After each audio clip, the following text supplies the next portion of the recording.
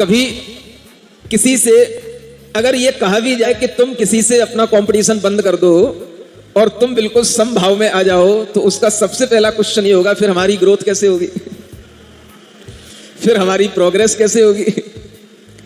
तो क्या हम अपनी प्रोग्रेस को रोक दें?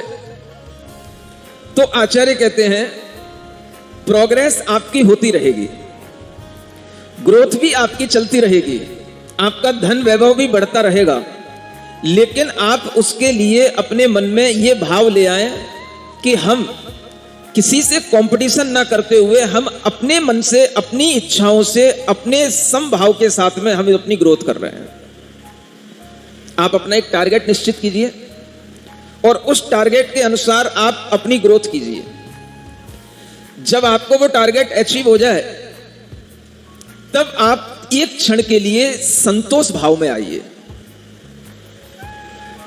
सुन रहे हो ना? समभाव आएगा तो संतोष भाव आएगा।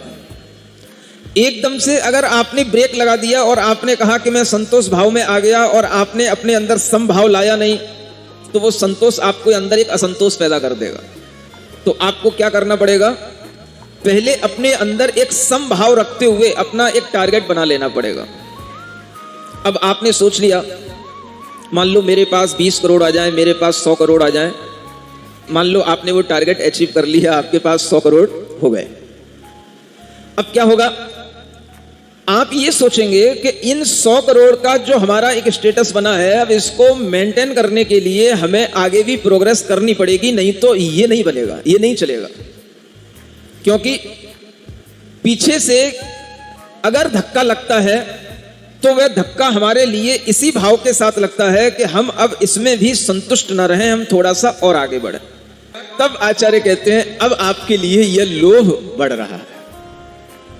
सुन रहे हो? लोभ अब बढ़ रहा है।